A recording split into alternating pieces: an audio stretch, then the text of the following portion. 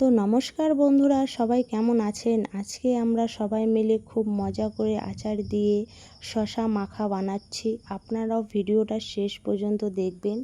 তো এই দেখো বন্ধুরা, টাটকা শসা কেটে নিচ্ছি। গরমের দিনে শসা খেতে খুবই ভালো লাগে। সবাই খুব আগ্রহে নিয়ে অপেক্ষা করে আছে। তো দেখো বন্ধুরা, আমি শসাগুলো ভালো করে কেটে নিচ্ছি সবগুলোই। তো আজকে খুব গরম পড়েছে, ভাবলাম একটু শসা মাখা খাই, ভালোই লাগবে। তো অনেক দিন থেকে মাখা খাওয়ার ইচ্ছে শসা। তো ভালো করে কেটে নিয়ে এখন আমি শসাগুলো সবগুলোই বেছে নিচ্ছি।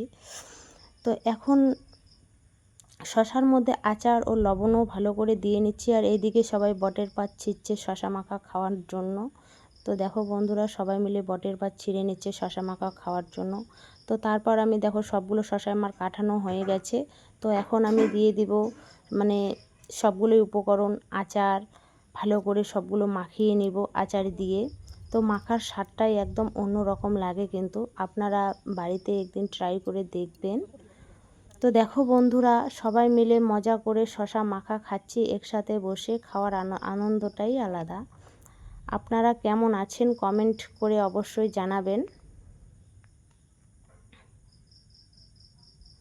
ভিডিও যদি ভালো লাগে তাহলে লাইক, কমেন্ট আর শেয়ার করবেন। আরও আমাদের চ্যানেলে গ্রামের বউ রত্না সাবস্ক্রাইব করতে ভুলবে না।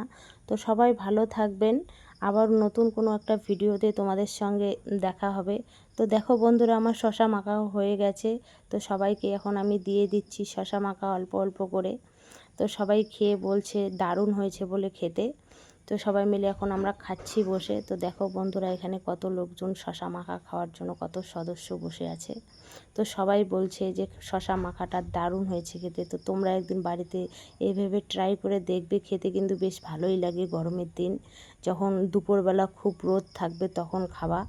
তো সবাইকে টাটা, সবাই ভালো থাকবে, সুস্থ থাকবে।